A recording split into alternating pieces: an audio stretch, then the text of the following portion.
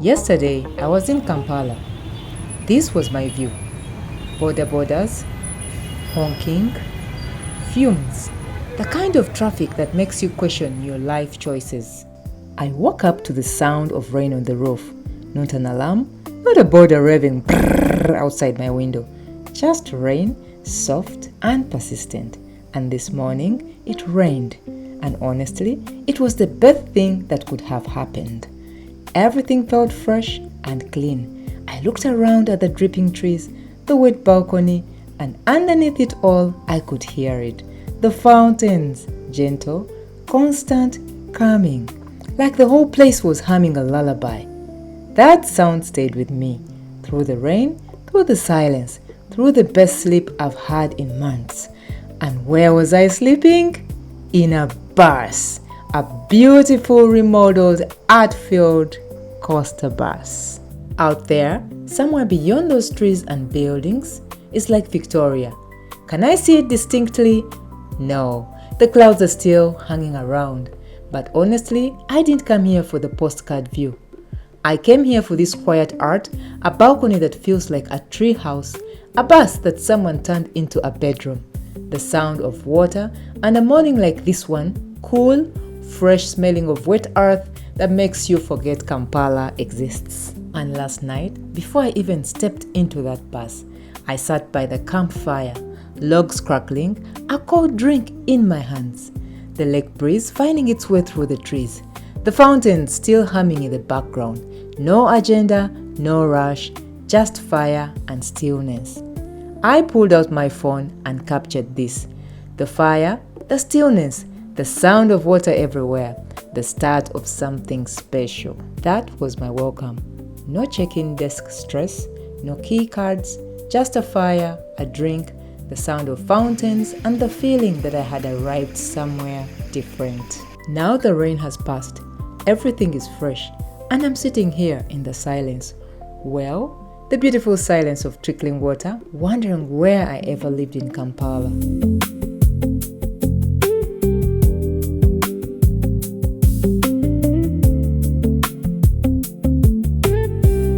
Welcome to the weirdest, most wonderful place I have ever stayed.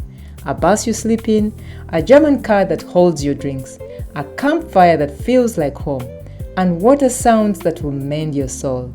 Let me show you around. Here it is, the star of the show, the reason you are going to book this place tonight. An old coaster bus, remodeled, reimagined, turned into a bedroom. Now let me be honest with you. When I first walked in, my brain said, Jackie, this is a bus. You are parked in someone's garden. What are you doing? But then morning came and I woke up in this bed, not because an alarm told me to, not because traffic was honking outside. No, I woke up because I was comfortable, genuinely comfortable in a bus. I drew the first curtain and there they were, the fountains, gentle, constant, so calming.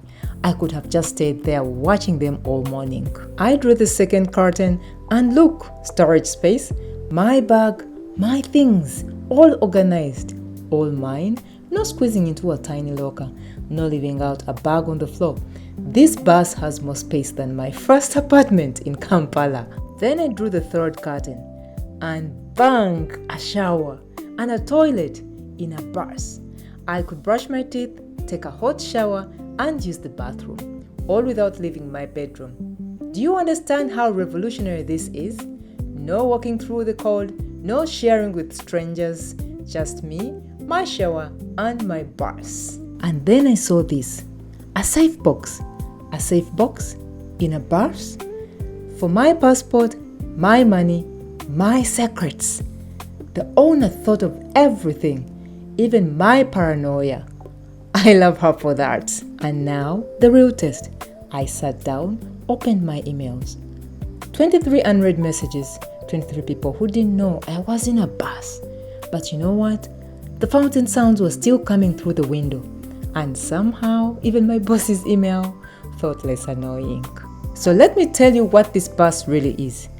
No engine, no conductor yelling, ku stage bavamu, no man with a speaker selling unknown medicine, but just a bed, a shower, a toilet, a safe box, a sitting area, fountains outside your window, and the silence of a place where even the mosquitoes are on annual leave. This is not a gimmick. This is genius.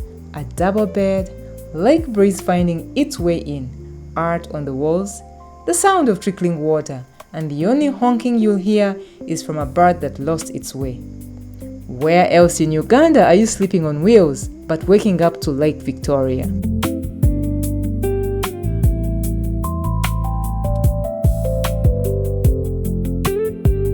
The manager is taking me around now. Let me show you the main house. You're very welcome. Thank you. A glass of water. Ooh, thank you. And this is our shared dining for the guests. And here is our shared living room where we have a TV. If you want to enjoy World Cup, everything's available there. This is the season. Yeah, this is the season to shine. Okay. And over here we have a shared kitchen whereby our guests can decide to do their self-catering. We have everything, it's very well equipped, gas cooker, microwave, towel room, everything is ready. So the guests always feel at home. While the manager showed us inside the shared dining room, he had actually already set up our breakfast out here in the garden. It's a wonderful option they offer, meaning you are never confined to the main dining table. Here is our rooms, which I will show you some which we have. This is a double room for 2 people. Has a shared bathroom. We always do African setting because this is the way we look like. Wow. And everything you'll find there is so African. Beautiful. And this room is, we do it at 135,000 for bed and breakfast, and sometimes people may want bed alone, which can be reduced on your time of stay. Okay. And this way we have a single room, which is mainly, we call it green room for 1 person. Can I open here? Yes, please, you can. Oh, there's something. Okay, what's that? So this is our safe deposit for our guests. We value a lot our guests who travel. You may have your passport. We don't want to issue my passport is misplaced, my money is misplaced, it's computerized, it's electronic. You just put your password, and when you leave, you reset the password to 0 so that any other person can also do use. This room, we do it at 110,000 bed and breakfast. Wow. And then if you want bed alone, we can negotiate for another time. Okay. It is larger and bigger than all other rooms. This room is a very important room for us. We always give it out when people have they are in a honeymoon. They want it for honeymoon, but as well, this room can be used by a family to stay. A family of 5 people. The parents can sleep in here, and the children can sleep in the other single rooms which has shared bathroom. And this room we give it at how much? At 150,000 bed and breakfast. It's self-contained. For the sake of parents, because of World Cup, we don't want our parents to move a lot. You can enjoy your World Cup from here as your team is winning. Twin room for 2 travelers. You may move with your friend, you may move with your twin sister or twin brother. You are self-catered for also in this place, in this room which we call it twin room. And this twin room as well, you can see it has a small fridge which you can put your small drinks to reserve it for the next day should you need to use it. And it also has a safe deposit, which is for safety, as I said before, for the guest. There are single rooms, double rooms, and family rooms in the main house. Clean, simple, local art on the walls, perfect for solo travelers, groups, and families. But here's something I love. This is the shared dining room, and right next to it, the shared sitting room. Why does this matter? Because if you are traveling alone or as a couple, this is where you meet new friends. You come down for breakfast, someone else is there. You start talking. Next thing you know, you are sharing travel stories, laughing, maybe even planning to visit the campfire together later. And you are free to make your own meals. It is a shared kitchen, communal. You come solo, you live with friends, and who knows, maybe a ring or a proposal. The bath is for sleeping. The balcony is for dreaming. But these shared spaces, this is where connections happen, if you want them. And if you don't, just smile and walk to the pool, no pressure. Look at this. Look at this. That is a vintage Volkswagen from Germany. Old, classic, beautiful. And guess what the owner did with it? She turned it into a storage cabin for drinks. Crates of soda, bottles of water, cold drinks waiting for you. A German car, retired from the road, now living its best life, holding your Fanta and your beer. This woman does not think normally. She thinks, what if I put drinks inside an old car? And then she just does it. The minibar area is right here. Wooden stools, hand-painted sign. You grab a cold one from the vintage car, then you walk 20 steps to the pool.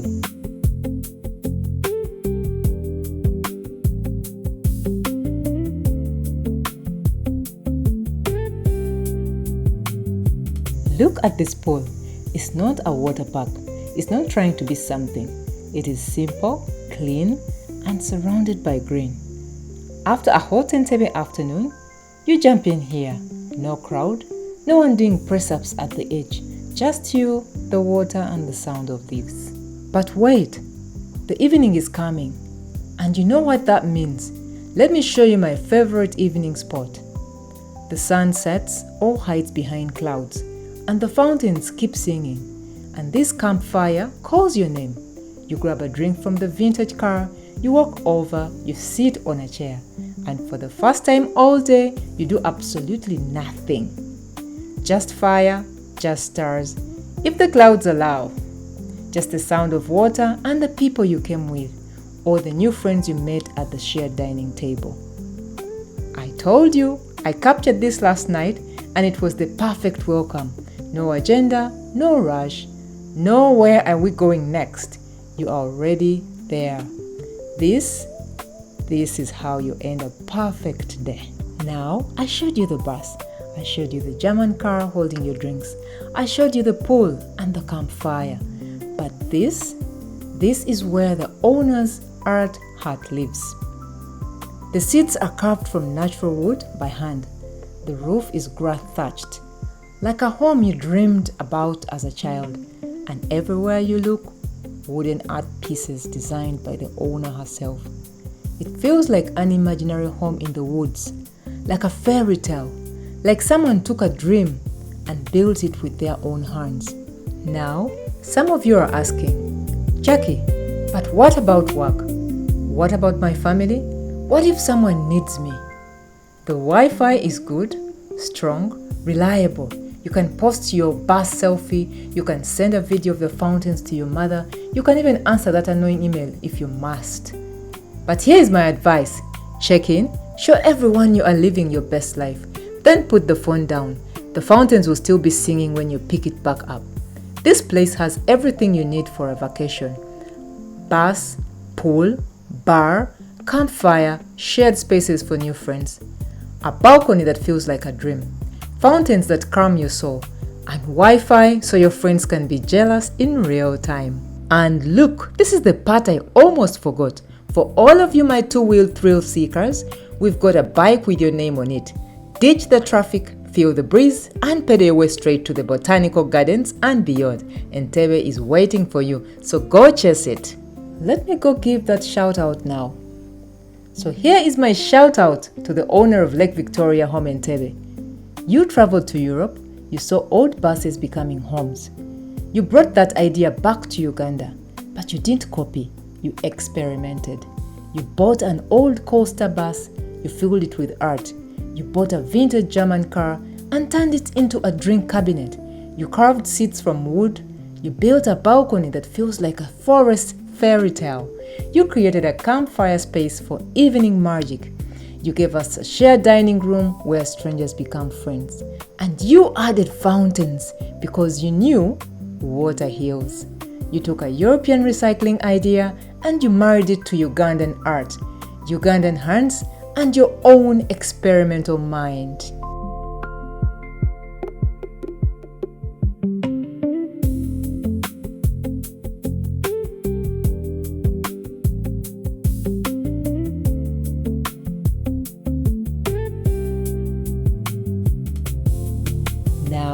be honest with you.